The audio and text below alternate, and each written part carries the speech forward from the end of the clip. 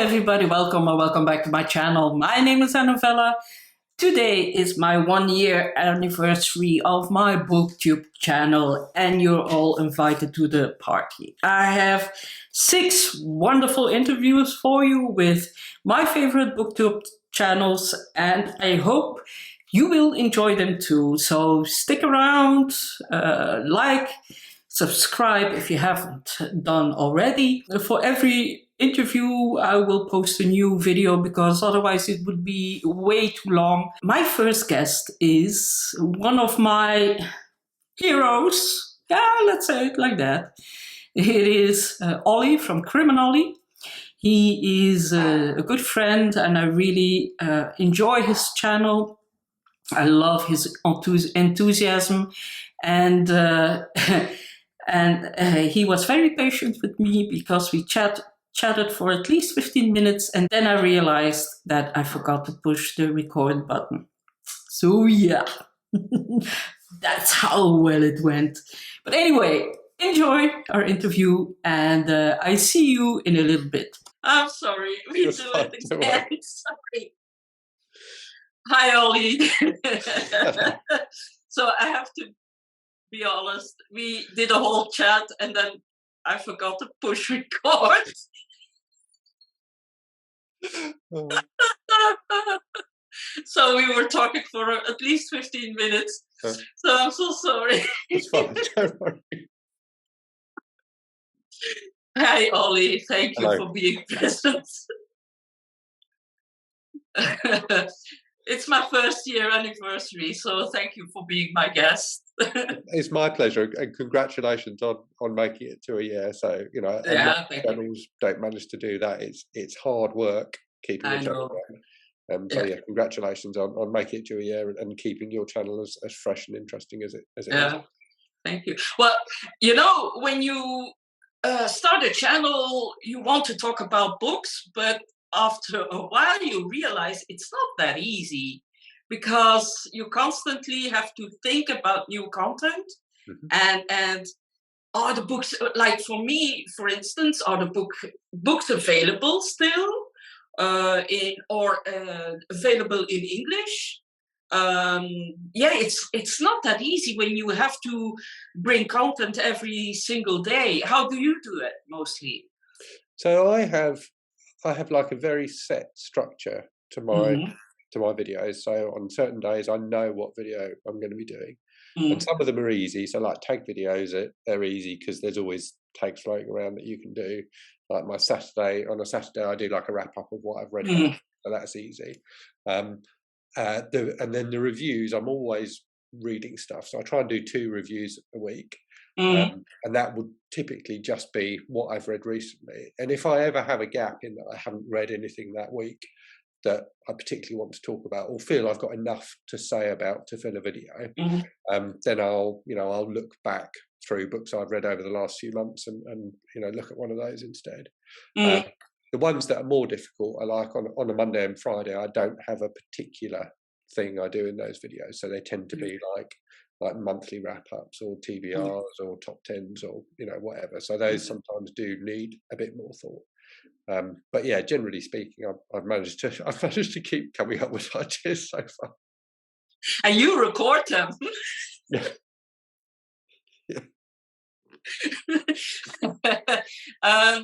For me, my top 10, my last top 10 with the debuts, it was really hard because of course, I read a lot in Dutch. I read a lot of translated work into Dutch, but not necessarily are they also translated into English. So I had a lot of, I thought it was going to be easy because I have a lot of books in mind, but then they weren't translated. And then it becomes really difficult also to come up with stuff that is still available. And available in English. And sometimes you think, that was a debut. And then you do your research and then you realize, oh no, that wasn't a debut. That was already his 5th book. It's a whole lot more difficult than you think. Yeah, and what I quite often do with top 10s is I come up with the idea for a top 10 and then I'll just create like a note on it on my phone and I'll just add books to it over time, and then when I've got 10 that I'm happy with, then I make the video.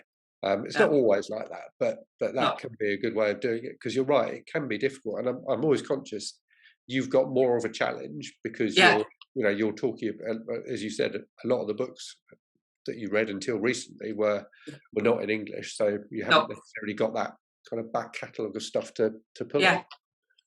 Yeah, that makes it makes it a lot of books to read now. So I try to read one book a day. What is your average? I'm normally, I think I'm about probably 4 books a week, something like that. So not quite one a day, but normally 4 or 5 a week, I think. Do you have that too? That after a certain, when a book is really, really great, when you say, "Wow, I'm blown away," I have afterwards difficulty to get into another book. Do you have that? I don't find that. I hear people talk about that, but that's not something I think I've ever really experienced. It may be that I choose to read something completely different next time, so I'm not comparing it to that book. But yeah, it's not a problem I've ever really had, I don't think. Yeah. Do you like we just read Deep Water together? I found it so great, but it's not a book you can read quickly, I think. Yeah, there was. It was like you really had to focus. It wasn't just a quick, simple read. Yeah. And then afterwards, like the last couple of days, I really had trouble focusing on the next books, because it was so immersive and so. That was a brilliant book. It was fantastic. Yeah, I really thought it was excellent. I was surprised that it wasn't more popular, or maybe I can understand why it wasn't more popular than Miss Ripley, for instance. That was her 4th book. I think Ripley and Strangers on a Train both just have such an immediately appealing concept that's easy to describe to people. Yeah. Whereas I think Deep Water, it's hard to sum up in a sentence what it was about. Strangers on a Train is just such a perfect concept. Yeah. It's so easy to explain to people and is immediately intriguing. Yeah. Whereas, I agree. I think Deep Water was the better book, but I think it's less easy to sum up. Because and it was also very. When was it written? 58, 59, something like that. Yeah. And to talk about open marriages. Yeah. In that. Yeah. it's it was. Yeah, and that the husband accepted it. Yeah, that was like. And it was, that whole dynamic was very odd, wasn't it? Because it was like he apparently accepted it, but then also clearly he didn't.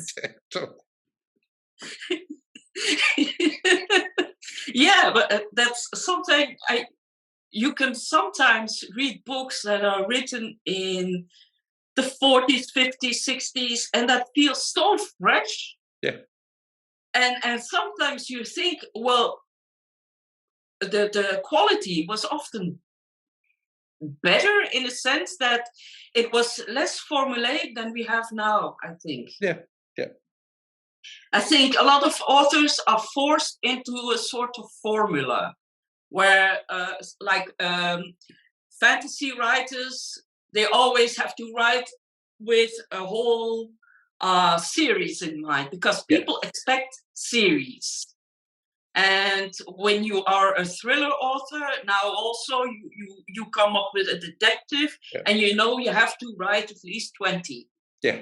And when you don't have that pressure, I think it's a lot easier to be very focused on your story and to really craft something that is brilliant. Yeah. I do. So I do agree with that to an extent, but I think the other thing we need to remember is that there are hundreds of thousands of books from the 50s that aren't still in print today. Yeah. That probably were formulaic, and something like Deep Water has lasted because it's an excellent book. Yeah. So there would have been people who were writing to a very strict standard back then, and those books have just fallen by the wayside. Yeah. And let's say, like you have a whole lot of followers. You have like 22,000 followers in a year and a half. Mm-hmm. you did a review of a book that is not available anymore, and costs now, thanks to you, at least $1,000.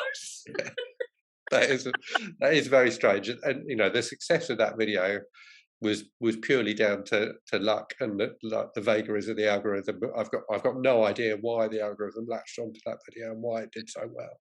I think one thing that has always struck me about that video is that you've said that the book is out of print. I got a lot of comments on that video saying simply, where do I get this book? Yeah. And I think that helped with the success of the video, because I think the algorithm was just seeing that as constant engagement and therefore kept promoting the video to other people. And I think, you know, a lot of those people who left that kind of comment wouldn't have commented otherwise. It was literally the fact that they, you know, heard me talk about the book, they'd gone to try and find it and couldn't find it anywhere. I think that did help in a sense. Yeah, well, that's I'm not sure if we said it before recording of art or after recording. For more and more book writers, we are the sole way of getting into contact with readers, because there's, like, on the BBC, there's only one TV show between the covers. I believe, yeah, that's it. Yeah. And then we had a huge one.